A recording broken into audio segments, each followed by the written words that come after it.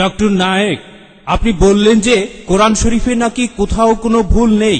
আমি কোরআনে 20টারও বেশি ভুল দেখতে পাচ্ছি, সেটা আরবি ব্যাকরণে।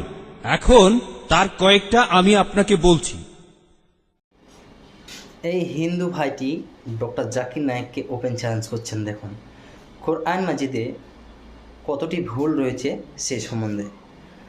ডক্টর জাকির নায়েক এই কোশ্চেনের অ্যান্সার দিতে যে কতটা দ্বিধাভক্ত খাচ্ছেন দেখুন, আপনারা অবাক হবেন। পুরো ভিডিওটি না টেনে সম্পূর্ণ ভিডিওটি দেখুন, আপনাদের কাছে রিকোয়েস্ট থাকলো। এবং ভিডিওটি ভালো লাগলে অবশ্যই শেয়ার দেবেন ইনশাআল্লাহ।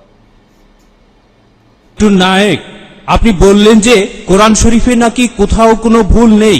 আমি কোরআনে 20টারও বেশি ভুল দেখতে পাচ্ছি, সেটা আরবি ব্যাকরণে। এখন তার কয়েকটা আমি আপনাকে বলছি। ইন্নাল্লাযীনা আমানু ওয়াল্লাযীনা হাদু ওয়াস-সাবিউন, शेर तो शेर ही होता है। এটা আছে সূরা বাকারায় আর সূরা হাজে। ইন্নাল্লাযীনা আমানু ওয়াল্লাযীনা হাদু ওয়াস-সাবিউন, এখানে কোনটা ঠিক, সাবিউন নাকি সাবিউন? 1 নম্বর। 2 নম্বর হলো কোরআনে আছে, হ্যাঁ, কিন্তু এছাড়াও আরো আছে। সূরা তাহার 63 নম্বর আয়াতে ইন্না হাজানি লেসাহিরান, ভুল, ইন্না হাজাইনি লেসাহিরান। এটার কি ব্যাখ্যা দেবেন? সালাম। এছাড়াও আমি আরো অনেক ভুলের কথা জানি। এক্সকিউজ মি, আমরা শুধু প্রথম প্রশ্নটা গ্রহণ করব, সময়ের অভাবে দ্বিতীয় প্রশ্নটা গ্রহণ করতে ঠিক পারছি আছে, না। ঠিক আছে। ভাই, আপনি খুব সুন্দর একটা প্রশ্ন করেছেন। আমি আরেকটু সহযোগিতা করতে চাই যে হ্যাঁ, আপনি সবগুলো ব্যাকরণগত ভুলের কথাই বলেন। আর আপনার হাতের বইটা লিখেছেন আব্দুল ফাদি। আব্দুল ফাদি ঠিক, ইজ দ্য কোরআন ইনফেলেবল। আমিও দেখতে পাচ্ছি, হ্যাঁ আলহামদুলিল্লাহ, আমি ভালোই দেখতে পাই।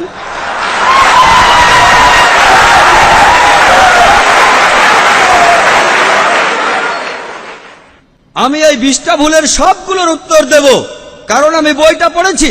আমি সবগুলোর উত্তর দেবো ইনশাআল্লাহ, ইনশাআল্লাহ। 1 নম্বর পয়েন্ট ভাই, 1 নম্বর পয়েন্ট, এখানে 1 নম্বর পয়েন্ট হলো যে আরবির সব ব্যাকরণ এসেছে কোরআন থেকে। কোরআন হলো সর্বোচ্চ আরবি বই, যে বইটাতে সবচেয়ে উঁচু মানের সাহিত্য আছে। আরবি ভাষার সব ব্যাকরণ এসেছে কোরআন থেকেই।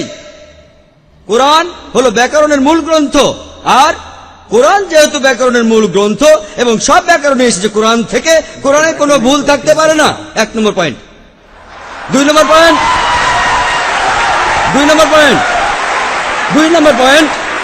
ব্যাপারটা এরকম যে আপনি একটা রুলার নিলেন আর সেই রুলারের গায়ে দাগ কাটা আছে, তারপর বললেন যে মাপটা ভুল হয়েছে।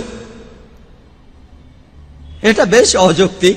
2 নম্বর পয়েন্ট, আরবে বিভিন্ন আলাদা আলাদা গোত্রে, আপনি যদি আরবি জানেন, আর ডক্টর উইলিয়াম ক্যাম্বেল আমার সাথে একমত হবেন যে আরবের গোত্রগুলোর মধ্যে ব্যাকরণ মাঝে মধ্যে বদলে যায়। কিছু কিছু আরবীয় গোত্রে যে শব্দটা স্ত্রীবাচক, অন্য আরেক গোত্রে সেটাই পুরুষবাচক। একই শব্দ, তবে গোত্রভেদে ব্যাকরণ বদল হতে থাকে, এমনকি শব্দের লিঙ্গ বদলে যায়। তাহলে আপনি কি কোরআনকে সবগুলো ব্যাকরণ দিয়ে পরীক্ষা করবেন? না।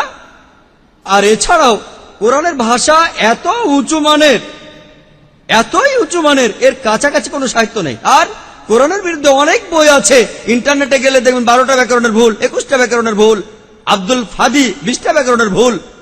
আপনাদের কি ধারণা খ্রিস্টানরা এই ভুলগুলো বের করেছে? কারাই ভুল বের করেছে? জানেন কারা করেছে? মুসলমানরাই। মুসলমান পণ্ডিতরা, যেমন জামকশারি, তারা এটা করেছেন। কোরআনের ব্যাকরণ এত উঁচু মানের যে কোরআনের ভাষা মাঝে মধ্যে প্রচলিত আরবির বিরুদ্ধে যায়। কোরআনের ব্যাকরণ এত উঁচু মানের, কোরআনের ব্যাকরণ এতই উঁচু মানের, এজন্য তারা উদাহরণ দিয়েছে। আমিও কয়েকটা উদাহরণ দেব, এতে আপনারা সবগুলো উত্তর পেয়ে যাবেন। তারা উদাহরণ দিয়েছে যে কোরআনে লেখা আছে লূত আলাইহিস সালামের গোত্রের লোকজন তারা সকল নবীকে ত্যাগ করেছে। বলা আছে সব নবীকে তারা বর্জন করেছে। ডক্টর উইলিয়াম ক্যাম্বেল বললেন যে নূহ নবীর গোত্রের লোকজন তারা নবীদের ত্যাগ করেছে। আমরা ইতিহাস থেকে জানি যে মাত্র একজন নবীকে তাদের কাছে পাঠানো হয়েছিল। তাহলে এখানেও ব্যাকরণের ভুল আছে। কোরআনে বলা উচিত ছিল একজন নবীর কথা, বহুবচন না। আর আমি একমত, আর আমার আপনার মতো লোকের কাছে মনে হবে এটা ব্যাকরণের ভুল। কিন্তু যদি আপনারা আরবদের লেখা বইগুলো পড়ে থাকেন, কোরআনের আসল সৌন্দর্য কি? সৌন্দর্যটা হলো কোরআনে কেন একজন নবীর কথা না বলে নবীদের কথা বলা হয়েছে। আপনারা জানেন কেন? কারণ আমরা জানি যে সব নবীদের হেদায়েতের বাণী মূলত একটাই, যে ঈশ্বর একজনই, তাওহীদের বাণী, আল্লাহ সুবহানাহু ওয়া তাআলার বাণী। লূত আলাইহিস সালামের লোকজন এবং নূহ আলাইহিস সালামের লোকজন তাদের নবীকে ত্যাগ করেছিল, আর পরোক্ষভাবে নিজেদের নবীকে ত্যাগ করে তারা সব নবীদেরই ত্যাগ করেছিল।